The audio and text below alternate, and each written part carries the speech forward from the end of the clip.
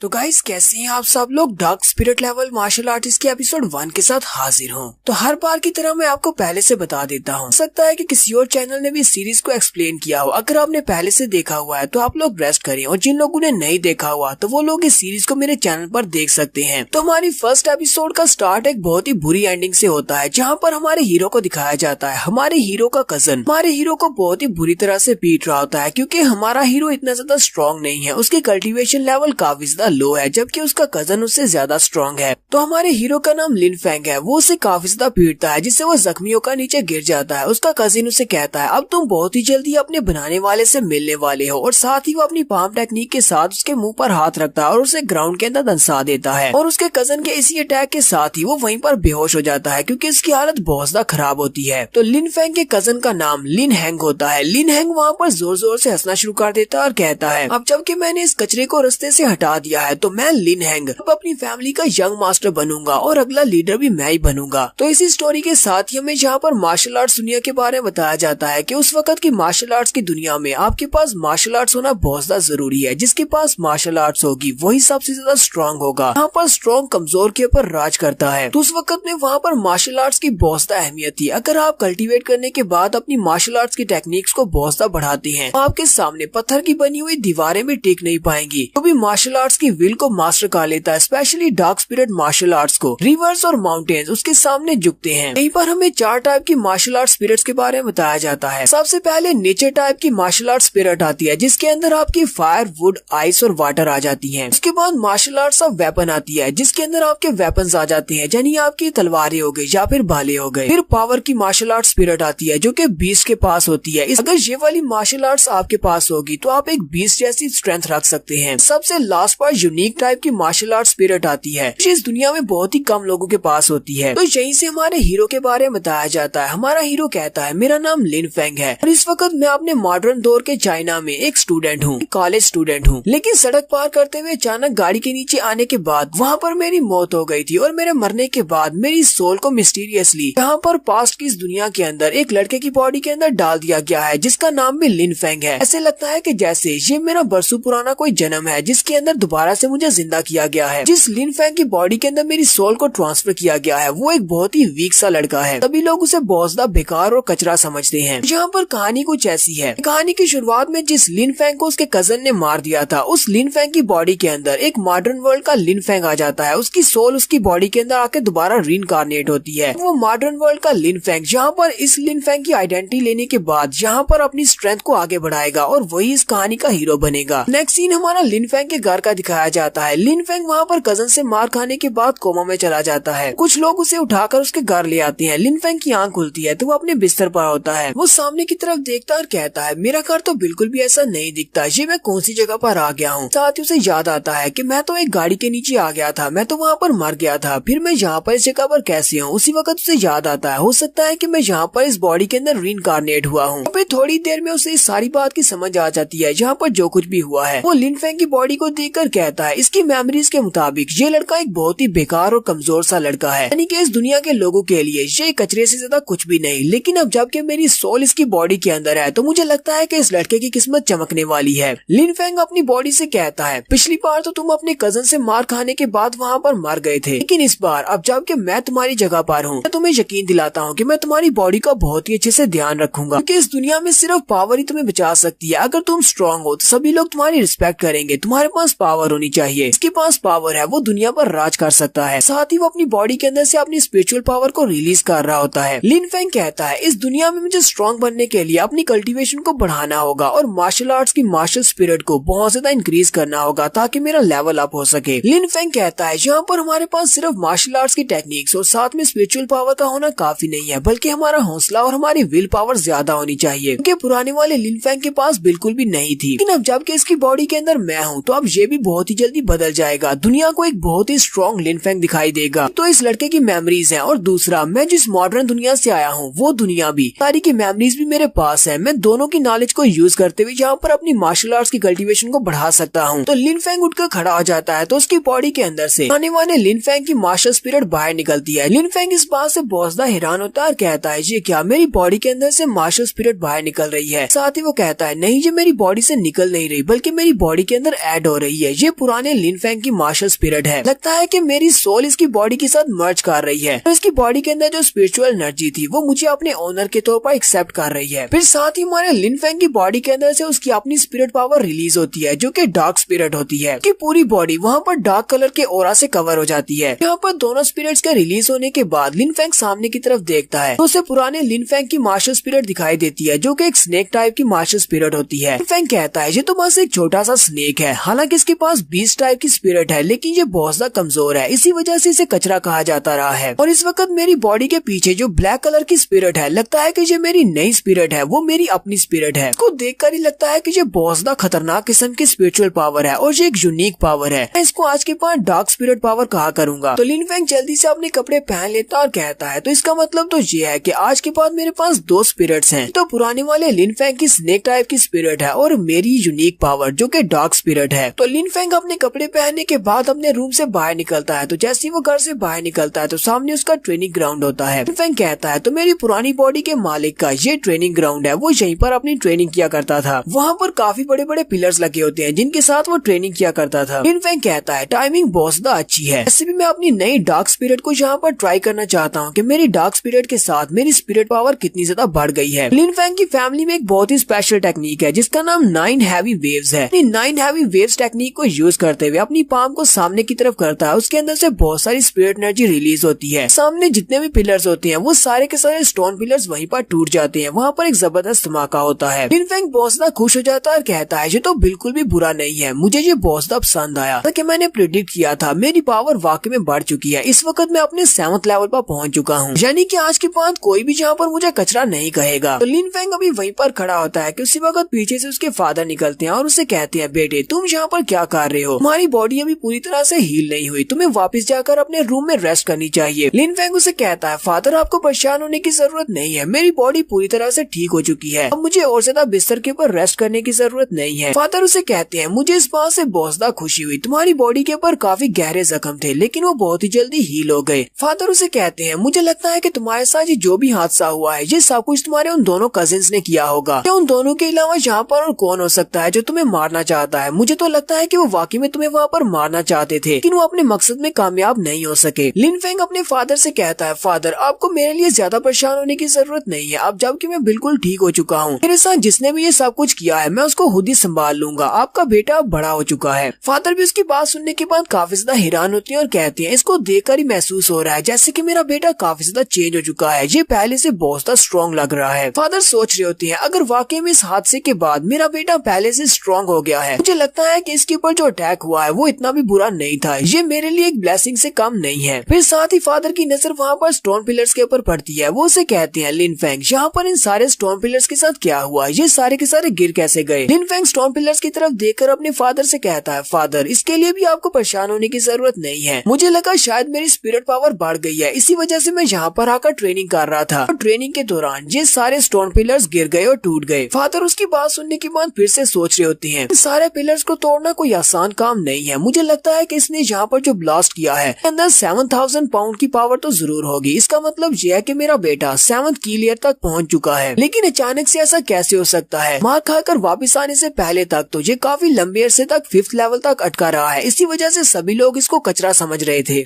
कि मेरे बेटे की पावर्स फाइनली अवेकन हो चुकी हैं और मेरा बेटा बाकी सभी से बहुत ज्यादा अमेजिंग है और बहुत ही जल्दी ये बहुत ज्यादा स्ट्रॉन्ग हो जाएगा। तो फादर काफी ज्यादा खुश हो जाते हैं और लिन फेंग से कहते हैं कल की मीटिंग में तुम मेरे साथ आना, वहाँ पर बाप बेटा सभी लोगों को बता देंगे हम लोग कितने ज्यादा स्ट्रॉन्ग हैं, क्योंकि मुझे लगता है कि तुम्हारे अंकल कल कोशिश करेंगे मुझे फैमिली हेड की पोजीशन से हटाने की। लिन फेंग उनसे कहता है फादर कल मैं आपके साथ जरूर वहाँ पर जाऊंगा और वहाँ पर जाने के बाद उन सभी को दिखा दूंगा हाँ तो आप फैमिली हेड की पोजीशन से हटने वाले हैं और ना ही आपका बेटा कोई कचरा है। फादर उसे कहते हैं चलो ठीक है फिर कल हम लोग फैमिली मीटिंग में जाएंगे, लेकिन फिलहाल के लिए तुम्हें जाकर रेस्ट करनी चाहिए, तो तुम्हारी बॉडी के ऊपर अभी भी काफी सारे जख्म हैं, मैं चाहता हूँ कि तुम अच्छे से रेस्ट करो। इतना कहने के बाद फादर वहाँ से चले जाते हैं। लिन फेंग कहता है मुझे अभी भी इस बात पर यकीन नहीं हो रहा कि मैं दोबारा से रीइंकार्नेट हो चुका हूँ। लिन फेंग रात के वक्त अपने घर की छत के ऊपर खड़ा होता है और कहता है बहुत सारी नॉवेल्स और मांगा सीरीज के अंदर मार्शल आर्टिस्ट के बारे में इस तरह की कहानियां पढ़ी हैं। मार्शल आर्टिस्ट मरने के बाद दोबारा से रिवाइव हो जाते हैं और अपना बदला लेते हैं जिन्होंने उनको मारा होता है। लेकिन आज मैं जहाँ पर दोबारा से किसी लड़के की बॉडी के अंदर हूँ जहाँ पर ये लोग एक दूसरे से बदला लेने की बात कर रहे हैं। हालांकि उन सारी कहानियों को पढ़कर मुझे भी बहुत ज्यादा शौक था था मार्शल आर्ट्स की दुनिया में जीने का। फाइनली मेरा ये सपना पूरा हो गया है। अब मुझे एक दूसरा मौका मिला है अपनी जिंदगी गुजारने का, तो मैं फाइनली बहुत ही स्ट्रॉन्ग बनूंगा और इस लिन फैंग की पुरानी बॉडी के साथ जिसने भी जो कुछ बुरा किया है मैं उन सभी के साथ उतना ही बुरा करूंगा जितना उन्होंने मेरे साथ बुरा किया है। मैं सभी से बदला लूंगा और मैं अपनी इस नई लाइफ को एक बहुत ही स्ट्रॉन्ग मार्शल आर्टिस्ट बनकर गुजारूंगा। मेरी नई लाइफ और इसके नए एडवेंचर्स बहुत ज्यादा पावरफुल होने वाले हैं। यहीं से मेरी इस एक्स्ट्रा ऑर्डिनरी लाइफ की शुरुआत होने वाली है और यहीं पर हम लोग अपनी एपिसोड 1 का एंड करेंगे। एपिसोड की एक्सप्लेनेशन अच्छी लगी हो तो कमेंट करके जरूर बताइएगा। चैनल को सब्सक्राइब कर दे, वीडियो को लाइक और शेयर कर दे। शुक्रिया।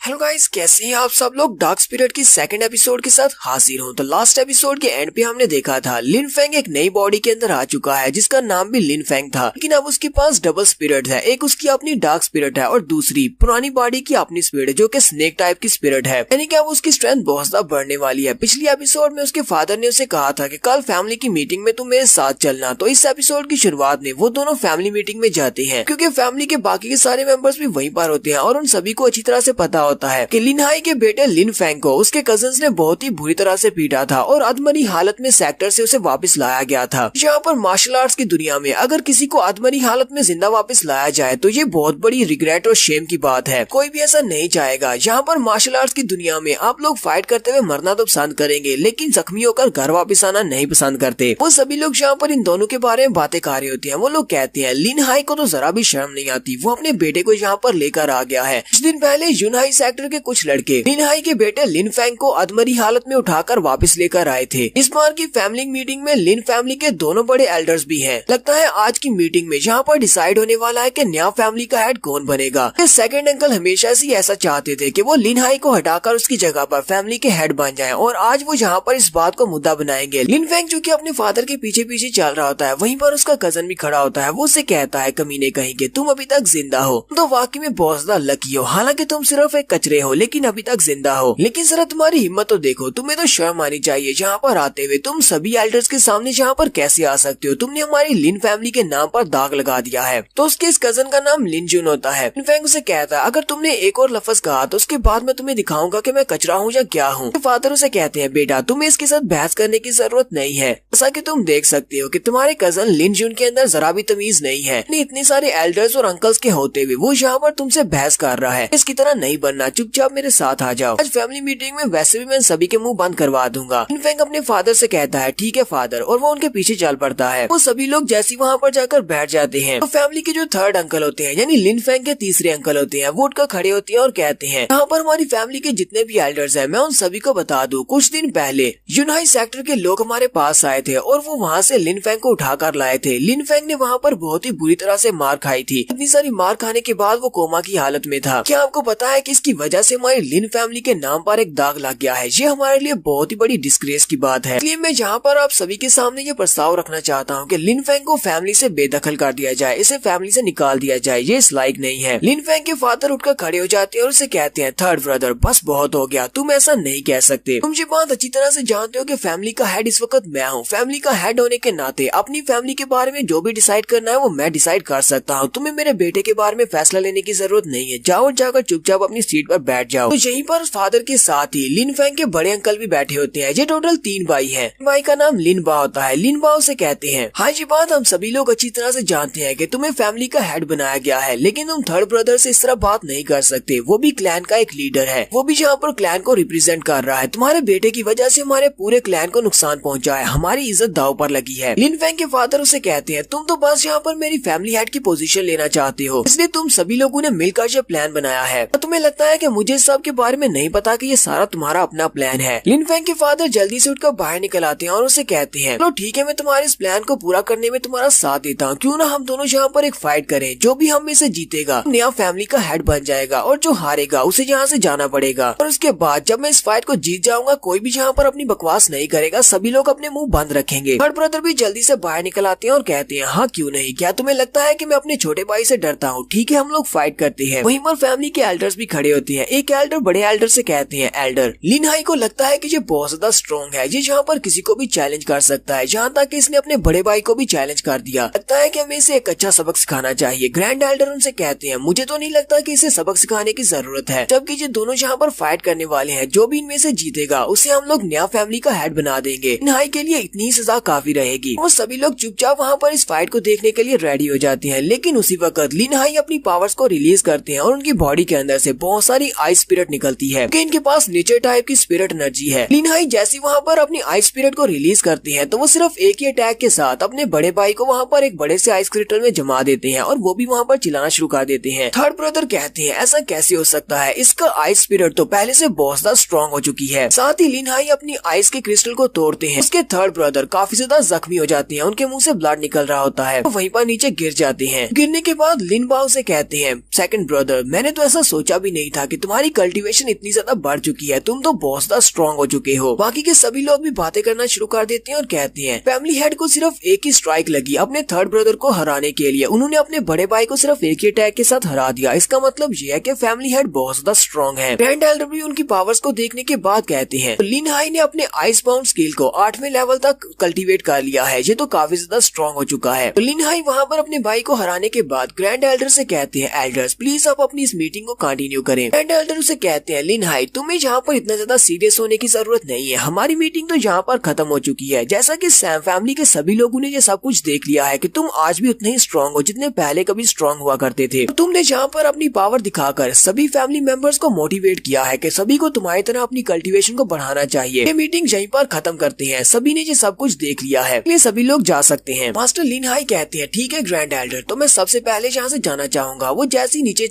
सीढ़ियाँ उतर कर जाने लगते हैं, वहीं पर थर्ड ब्रदर खड़े होते हैं कि लिन हाई के छोटे भाई हैं। वो उसे कहते हैं, मैं देखता हूँ कि तुम कब तक अपने इस छोटे कचरे को अपने पीछे प्रोटेक्ट करते रहोगे, हमेशा इसको बचाने के लिए यहाँ पर मौजूद नहीं रहोगे। जब ये कजन लिन जुन भी कहता है, मेरे फादर बिल्कुल ठीक कह रहे हैं, आपका बेटा तो एक कचरा है और हमारी फैमिली के नाम के ऊपर एक बहुत बड़ा धब्बा है। लिन हाई अपने छोटे भाई से कहते हैं, मैं चाहता हूँ कि तुम अपने बेटे के मुंह पर लगाम लगाओ कि अगर वो इसी तरह की बकवास बातें करता रहा तो किसी दिन वो या तो मेरे हाथों से या फिर मेरे बेटे के हाथों से मारा जाएगा। ये अपने बेटे को थोड़ी सी तमीज सिखानी चाहिए। लिन फैंग आगे बढ़ता है और लिन जुन से कहता है, लिन जुन तुम यहाँ पर हर रोज एक ही बात करते हो कि मैं एक बहुत बड़ा कचरा हूँ, मैंने फैमिली के नाम के ऊपर दाग लगा दिया, तुम्हें वाकई में लगता है कि मैं एक कचरा हूँ? अगर मैं यहाँ पर इन सभी के सामने तुम्हें हरा दूं के बाद मुझे बताओ कि हम दोनों में से कचरा कौन होगा? लिन जुन भी आगे से हंसना शुरू कर देता है और कहता है, लगता है कि तुम्हारा दिमाग भी खराब हो चुका है, मार खाने की वजह से तुम्हारे सर पर चोट लगी है, तुम पागल तो नहीं हो गए? तुम्हें लगता है कि तुम अपने आप को मेरे साथ कंपेयर कर सकते हो? लिन फैंग उसके सामने खड़ा हो जाता है और उसे कहता है, बकवास बंद करो, अगर तुम्हें मुझसे फाइट करनी है तो फाइट करो और उसके बाद देखते हैं कि कौन कचरा है और कौन पावरफुल है। लिन जुन उसे कहता है, मुझे भी तुमसे जरा भी डर नहीं लगता, चलो फाइट करते हैं। लिन जुन के फादर उसे कहते हैं, बेटे इस लड़के को अच्छा सबक सिखाना, सभी को दिखा दो कि तुम कितने ज्यादा काबिल हो।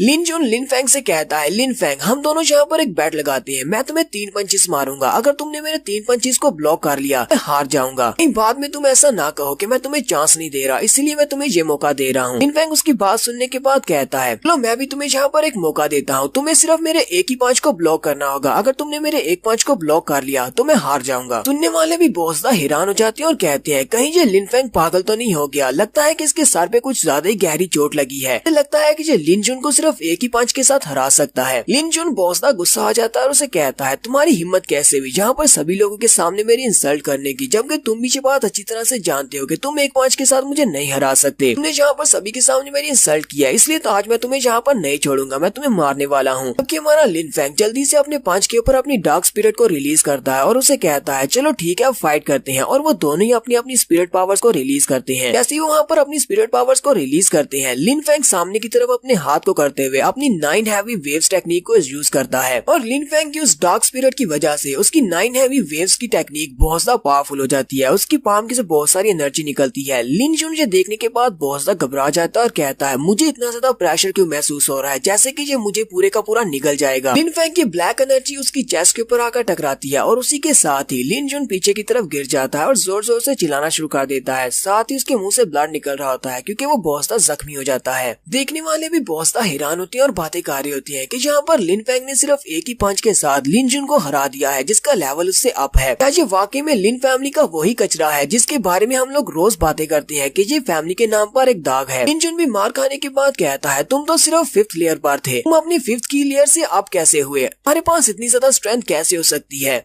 लिन फेंग लिन जुन को हराने के बाद उसे कहता है, लिन जुन तुम हमेशा ही मेरे बारे में कहते हो कि मैं फैमिली के नाम पर दाग हूँ और मैं कचरा हूँ, मैं बेकार इंसान हूँ, लेकिन तुम तो यहाँ पर मेरे एक पंच को भी बर्दाश्त नहीं कर पाए और हार कर जहाँ पर ग्राउंड पर पड़े हो, तो इसका मतलब तो ये हुआ कि तुम मुझसे भी बड़े कचरे हो। फिर साथ ही वो अपने अंकल से कहता है, छोटे अंकल अब भी हमेशा अपने बेटे की तरह हमेशा ये बात करते हैं कि मैं एक कचरा हूँ, हालांकि आपको सीनियर होने के नाते मेरे बारे में इस तरह की बात नहीं करनी चाहिए थी। अब जबकि आपका बेटा वहाँ पर मेरी जगह पर पड़ा है, तो अब आप अपने बेटे को कचरा कहेंगे या नहीं कहेंगे? क्योंकि तुम्हारा बेटा इस वक्त मुझसे भी ज्यादा बुरी हालत में है। लिन जुन हारने के बाद लिन फेंग से कहता है, हाँ ठीक है, तुम मुझसे स्ट्रांग हो सकती हो, तुमने यहाँ पर किसी न किसी तरह मुझे हरा दिया है, लेकिन तुम्हें यहाँ पर शो ऑफ करने की जरूरत नहीं है, क्योंकि इस दुनिया में यहाँ पर हर तरफ मार्शल आर्ट्स है, तुम में से हमेशा कोई ना कोई स्ट्रांग जरूर होगा। लिन फेंग उसे कहता है, तुम्हें किसने कह दिया कि मैं यहाँ पर शो ऑफ कर रहा हूँ? मुझे ये बात अच्छी तरह से पता है कि मुझसे कोई ना कोई स्ट्रांग है, मैं यहाँ पर शो ऑफ नहीं कर रहा, मैं तो बस यहाँ पर तुम्हारे उस फेवर को वापस कर रहा हूँ। तुम लोग मुझे कचरा कहते थे, तो मैंने यहाँ पर तुम्हें हराकर ये बात साबित कर दिया कि मैं कचरा नहीं बल्कि तुम लोग कचरे से भी ज्यादा बुरे हो। आज के बाद उन सभी लोगों के साथ बिल्कुल ऐसा ही होगा, जो दूसरों को बुरा कहेंगे उनके साथ बुरा ही होगा। साथ ही हमारा लिन फेंग आगे बढ़ता है और अपने डैड से कहता है, डैड चलो घर वापस चले। उसके डैड भी इस बात से बहुत खुश हो जाते हैं कि उनके बेटे ने जहाँ पर सभी लोगों के सामने उसकी इज्जत बढ़ा दी और कहते हैं, ठीक है बेटा घर चलते हैं। और यहीं पर हम लोग अपनी एपिसोड 2 का एंड करेंगे। एपिसोड की एक्सप्लेनेशन अच्छी लगी हो तो कमेंट करके जरूर बताइएगा। चैनल को सब्सक्राइब कर दे, वीडियो को लाइक और शेयर कर दे। शुक्रिया।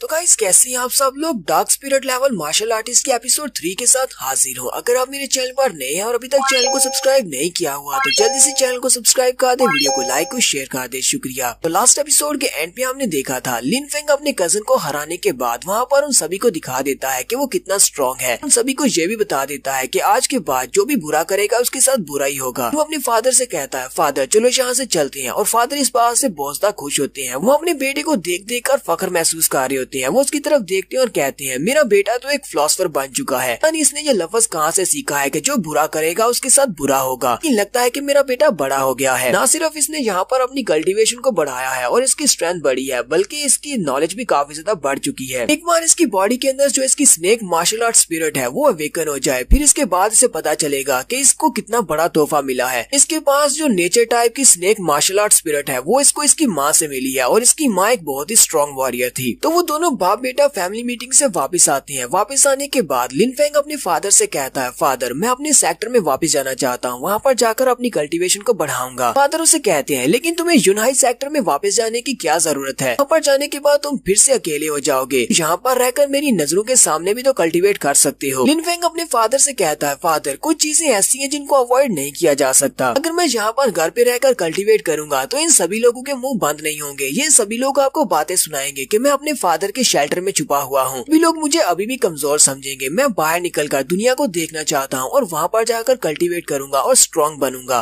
लिन हाई उसे कहते हैं, बेटा अगर वाकई में तुम अपने सेक्टर में वापस जाना चाहते हो तो ठीक है, तुम जा सकते हो, मैं तुम्हें नहीं रोकूंगा। लिन फेंग कहता है, फादर आपको बिल्कुल भी परेशान होने की जरूरत नहीं है। मैं सेक्टर में जाने के बाद इतना ज्यादा स्ट्रॉन्ग बनूंगा, जहाँ पर वापस आने के बाद सबको दिखा दूंगा कि हमारी फैमिली हेड बनने के लिए ही बनी है। लिन हाई उसे कहते हैं, तुम्हारे फादर को तुम्हारे पर पूरा यकीन है कि तुम एक दिन बहुत ही स्ट्रॉन्ग मार्शल आर्टिस्ट बनोगे, लेकिन तुम्हें फिर भी बहुत ज्यादा ध्यान रखना होगा क्योंकि तुम्हें पता है कि तुम्हारे कजन्स भी वहीं पर हैं। लिन फेंग अपने फादर से कहता है, ठीक है फादर मैं इस बार ध्यान रखूंगा। साथ ही वो अपने घोड़े पर बैठ जाता है और कहता है, चलें ठीक है फादर अब गुड बाय, मैं जा रहा हूँ। तो यहाँ से हमारे लिन फेंग की जर्नी स्टार्ट होती है। लिन फेंग अपने घोड़े पर बैठकर अपने सेक्टर की तरफ निकल पड़ता है। उसके सेक्टर का नाम यूनाई सेक्टर है। तो 10 दिन के बाद वो अपने यूनाई सेक्टर में पहुँच जाता है। जैसे वो वहाँ पर दरवाजे पर पहुँचता है, दरवाजे पे 2 गार्ड्स खड़े होते हैं। वो उसे वहीं पर रोक लेते हैं, उसे पहचानते हैं। वो उसे कहते हैं, लिन फेंग तुम्हारी हिम्मत कैसे हुई यहाँ पर वापस आने की? लास्ट टाइम तुम यहाँ पर आदमरी हालत में थे जब हम तुम्हें उठाकर तुम्हारी फैमिली को वापस देकर आए थे, लेकिन तुम फिर उठाकर यहाँ पर चले आए हो। तुम्हारी वजह से हमारे सेक्टर का नाम बदनाम हुआ है। लिन फेंग उन दोनों से कहता है, मुझे सेक्टर मास्टर ने अभी तक सेक्टर से निकाला नहीं है, तो फिर तुम दोनों के पास कोई भी राइट नहीं है कि तुम मुझे अंदर ना जाने दो। मैं अभी भी इस सेक्टर का एक स्टूडेंट हूँ। इसके अलावा थोड़ी देर पहले तो एक लड़का यहाँ से गुजरा था, तुम लोगों ने उसको क्यों नहीं रोका? मुझे यहाँ पर क्यों रोक रहे हो? गार्ड उसे कहता है, क्या तुम्हें पता भी है थोड़ी देर पहले जो लड़का गुजरा था वो एक इनर सेक्टर डिसाइपल है। हमारे जैसा कचरा तो उसके साथ कंपेयर भी नहीं किया जा सकता। चलो जल्दी से यहाँ से भाग जाओ। जबकि हमारा लिन फेंग सोच रहा होता है यहाँ पर भी वही रूल है।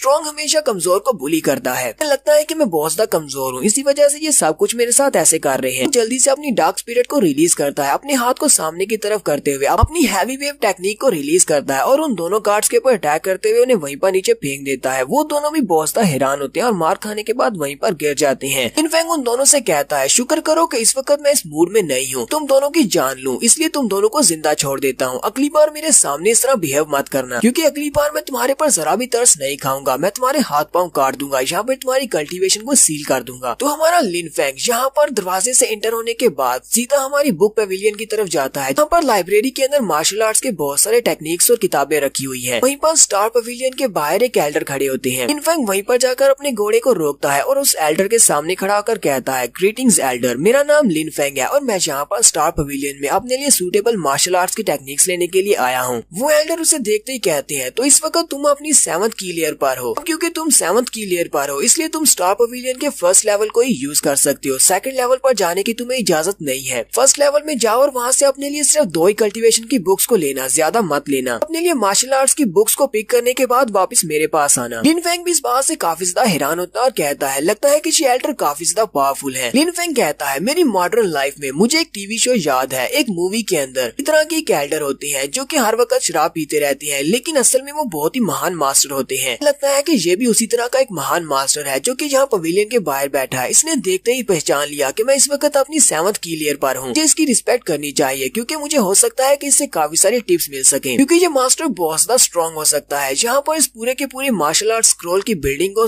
गाइड करने के लिए यानी गार्ड करने के लिए सिर्फ एक ही मास्टर है। तो हमारा लिनफेंग सामने पवेलियन की तरफ चलना स्टार्ट करता है और कहता है, अब वाकई में मुझे लग रहा है कि चाहे मैं कितना ही स्ट्रॉन्ग क्यों ना बन जाऊं, हमेशा मुझसे कोई ना कोई ज्यादा स्ट्रॉन्ग होगा, इसलिए मुझे अपने आप को इतना स्ट्रॉन्ग बनाना है कि मुझसे ऊपर कोई भी स्ट्रॉन्ग ना हो। हमारा लिनफेंग स्टार पवेलियन के अंदर चला जाता है और वहाँ पर बुक शेल्फ्स के अंदर से बुक्स निकालता है जिसके ऊपर मार्शल आर्ट्स की टेक्निक्स लिखी होती है। वहाँ पर एक 7 किल फिस्ट के नाम से टेक्निक होती है जो कि फिस्ट के लिए होती है, जिससे आप अपनी फिस्ट की टेक्निक की पावर को बढ़ा सकते हैं। ये वाला मार्शल आर्ट्स का स्किल ये 20 टाइप की स्पिरिट वाले फाइटर्स के लिए है। फिर वहाँ पर उसे एक हरिकेन स्लाइस के नाम से मूव दिखाई देता है। वो उसे कहता है, लेकिन ये तो नेचर टाइप के लोगों के लिए है, ये मेरी स्पिरिट के लिए सूटेबल नहीं है। फिर साथ ही उसे वहाँ पर एक रैम्पेजिंग बुल के नाम से मार्शल आर्ट्स की टेक्निक मिलती है। वो कहता है ये भी 20 टाइप के लोगों के लिए है। लिनफेंग यहाँ पर हमें मार्शल आर्ट्स के स्किल्स के बारे में बताता है। वो कहता है, बहुत सारे मार्शल आर्टिस्ट ऐसे होते हैं जो कि स्किल्स को अपनी स्पिरिट की नेचर के मुताबिक चूज करते हैं कि अगर वो कोई ऐसा स्किल सीखेंगे जो कि उनकी नेचर के मुताबिक नहीं होगा, उनकी स्पिरिट से मैच नहीं करेगा, तो वो उनके लिए बेकार होगा, वो उसके ऊपर सिर्फ टाइम वेस्ट करेंगे। लेकिन मेरे पास एक बहुत ही यूनिक पावर है, मेरे पास डार्क स्पिरिट है जो एक यूनिक स्पिरिट है। मुझे नहीं पता कि इसके लिए कौन सा स्किल सूटेबल रहेगा। फिर ऐसा भी हो सकता है कि मैं यहाँ से कोई भी रैंडम मार्शल आर्ट्स का स्किल उठा सकता हूँ और वो मेरी स्पेशल डार्क स्पिरिट के साथ सूटेबल हो। लिनफेंग कहता है, लेकिन फिर भी मैं यहाँ पर कोई भी रैंडमली स्किल चूज नहीं कर सकता, मुझे किसी बहुत ही स्पेशल स्किल को चूज करना होगा। वहाँ पर काफी देर तक अपने लिए सर्च करता रहता है ताकि वो वहाँ से कोई ऐसा यूनिक स्किल ढूंढ सके जिस स्किल को कोई दूसरा नहीं सीखता। वहाँ पर उसे एक स्वर्ड ड्राइंग स्किल के नाम से स्किल मिलता है, ठीक है, तलवार को निकालने का स्किल। लिनफेंग कहता है, मैंने पहले कभी इस स्किल के बारे में क्यों नहीं सुना, ये भी कोई स्किल होता है कि अपनी तलवार को निकालना। तलवार को निकालना तो बहुत आसान होता है। जैसे ही वो उस बुक को खोलता है और उसके अंदर पढ़ता है तो वो काफी ज्यादा हैरान होता है कि हमारे स्वर्ड किंग सीरीज के अंदर हमारे हीरो ने भी ड्रा स्वर्ड टेक्निक को सीखा था। ये भी जहाँ पर ड्रा स्वर्ड टेक्निक को ही सीखने वाला है। उस बुक के अंदर पढ़ने के बाद वो हैरान होता है और कहता है, जब हम लोग अपनी तलवार को निकालते हैं वो एक तलवारबाज के लिए बहुत ही क्रिटिकल मोमेंट होती है। इतनी तेजी के साथ हम अपनी तलवार को निकालेंगे ये डिसाइड करेगा कि सामने वाले से हम लोग फाइट को जीतेंगे या हारेंगे। इस बुक के अंदर लिखा हुआ है कि जब भी आप किसी को मारने के लिए तलवार निकालें तो आपकी तलवार की स्ट्राइक के साथ किसी न किसी को मरना चाहिए, आपकी तलवार के ऊपर ब्लड लगना चाहिए। ये वाली ड्रा स्वर्ड मेथड ये तुम्हारे इस मकसद को अचीव करने में तुम्हारा साथ देगी। सिर्फ एक मूव के साथ ही तुम अपने दुश्मन को चौंका भी दोगे और मार भी डालोगे। लिनफेंग कहता है, ये वाला मूव काफी ज्यादा अच्छा है तो मैंने डिसाइड कर लिया है मैं इसी मूव को सीखूंगा। तो लिनफेंग ने यहाँ पर अपने लिए पहली मार्शल आर्ट्स की टेक्निक चूज कर लिया। फिर वो कहता है, जबकि मैंने यहाँ पर ड्रा स्वर्ड मेथड को चूज किया है तो मुझे इसके साथ साथ स्पीड की जरूरत पड़ेगी। मुझे लगता है कि मुझे अपना दूसरा स्किल स्पीड के रिलेटेड चूज करना चाहिए, कोई ऐसा स्किल जिससे मेरी फुट स्टेप्स टेक्निक बहुत ज्यादा बढ़ जाए और मुझे स्पीड मिले। क्योंकि अगर मेरी फर्स्ट टेक्निक बेकार हो जाती है, ड्रा स्वर्ड मेथड के साथ मैं सामने वाले को नहीं मार सकता, तो मुझे वहाँ से भागना पड़ेगा। तो इसके लिए मुझे फ्लैश स्टेप सीखना चाहिए। वहाँ पर काफी देर तक सर्च करने के बाद उसे एक स्पेशल स्किल मिलता है जिसका नाम फ्लीटिंग शैडो होता है। उसको ओपन करता है तो उसके अंदर लिखा होता है, अगर तुम इसको हाईएस्ट रैंक तक मास्टर कर लेती हो तुम लाइट की स्पीड से भाग सकती हो, कोई भी तुम्हें देख भी नहीं पाएगा। स्पेशल मूव की खासियत ये है कि सामने वाला अगर तुम्हें देख भी लेता है तो तुम्हारे शैडो को देखने का उसके पास इतना वक्त नहीं होगा क्योंकि तुम्हारा शैडो भी इसके साथ साथ इम्प्रूव होगा। लिन फेंग कहता है ये तो बहुत ही अच्छा हो गया, मुझे अपने दोनों मार्शल आर्ट्स के स्किल मिल चुके हैं तो मैं इन्हीं दोनों मार्शल आर्ट्स के स्किल को सीखने वाला हूँ। लिन फेंग अपनी दोनों बुक्स को लेने के बाद बाहर आ जाता है और आकर उस एल्डर को दिखाता है। एल्डर वो देखकर कहता है वाकई में तुमने बहुत ही अच्छी मार्शल आर्ट्स की स्किल्स को अपने लिए चूज किया है। मास्टर काफी ज्यादा हैरान होते हैं और कहते हैं क्या वाकई में तुम इस बारे में श्योर हो कि तुम ड्रासवर्ड मेथड को ही सीखना चाहते हो? यहाँ पर तो और भी बहुत सारी टेक्निक्स रखी हुई थी। साथ ही मास्टर से कहते हैं क्या तुम्हें पता है इससे मैं स्टार पवेलियन का रक्षक बना हूँ। आज तुम पहले इंसान हो जो ड्रासवर्ड मेथड की बुक लेकर बाहर आए हो। अगर तुम ड्रासवर्ड मेथड को हाई रैंक तक मास्टर कर लेते हो तो ये एक बहुत ही हाई रैंक की मार्शल आर्ट्स टेक्निक है, बहुत ज्यादा स्ट्रॉन्ग हो जाओगे। लेकिन अगर तुम इस स्किल को पुल करने में नाकाम रहती हो तो तुम मारे भी जा सकती हो। क्या तुमने ये सब कुछ सोच लिया है? लिन फेंग उनसे कहता है एल्डर आपका बहुत बहुत शुक्रिया मुझे यहाँ पर एडवाइस देने के लिए, लेकिन मुझे लगता है कि मुझे यही स्किल सीखना चाहिए। क्योंकि मास्टर भी सोच रहे होते हैं इस लड़के ने यहाँ पर फ्लीटिंग शैडो टेक्निक को भी चूज किया है कि इस लड़के को कम्प्लीटली पता है कि इसे अपने लिए कौन से मार्शल आर्ट्स के स्किल को सीखना चाहिए। तो एक जीनियस लड़का है। एल्डर उसे कहते हैं तुम्हारी आंखों में मुझे दिखाई दे रहा है कि तुम एक दिन एक महान वॉरियर बनोगे। मास्टर जल्दी से अपने पास से उन्होंने जो बेल्ट पहना होता है उसको बाहर निकाल लेते हैं। असल में वो एक बेल्ट नहीं होता बल्कि एक सॉफ्ट तलवार होती है। वो उसे कहते हैं ये एक सॉफ्ट तलवार है, इस तलवार को मैं बेल्ट की तरह यूज कर रहा हूँ और कभी इसको फाइट में यूज करने का मौका नहीं मिला। ये तलवार मैं तुम्हें गिफ्ट में देना चाहता हूँ, जाओ और जाकर इसके साथ अपनी ट्रेनिंग को स्टार्ट करो। लिन फेंग भी काफी ज्यादा खुश हो जाता है, कहता है एल्डर आपका बहुत बहुत शुक्रिया। एल्डर उसे कहते हैं मेरी तारीफ करना बंद करो, अब जाओ और जाकर ट्रेनिंग करो, मैं भी देखना चाहता हूँ कि तुम एक दिन कितने महान वॉरियर बनोगे। लिन फेंग कहता है फिर भी एल्डर आपका बहुत बहुत शुक्रिया, आपने यहाँ पर मुझे गाइडेंस दी और साथ में मुझे स्वर्ड भी दी, मैं आपकी तलवार का बहुत ही अच्छे से ध्यान रखूंगा। हमारा लिन फेंग वहाँ से चला जाता है, जबकि एल्डर भी काफी ज्यादा खुश होती है और कहते हैं अपने कई सालों के कैरियर के बाद मैं यहाँ पर एक लड़के को देख रहा हूँ जो कि एक बहुत ही अच्छा यंगस्टर है। इसके अंदर मुझे बहुत ज्यादा पोटेंशियल दिखाई दे रही है, लगता है कि ये फ्यूचर में एक बहुत ही अच्छा मार्शल आर्टिस्ट बनेगा। आजकल इस तरह के बच्चे नहीं बचे, जिसके पास पावर होती है वो बहुत ज्यादा एरोगेंट हो जाता है, लेकिन ये बच्चा बहुत ज्यादा मैनर वाला है। तो देखते हैं कि इस लड़के का फ्यूचर डार्क होता है या फिर ब्राइट होता है। और यहीं पर हम लोग अपनी एपिसोड 3 का एंड करेंगे। एपिसोड की एक्सप्लेनेशन अच्छी लगी हो तो कमेंट करके जरूर बताइएगा। चैनल को सब्सक्राइब कर दे, वीडियो को लाइक और शेयर कर दे। शुक्रिया।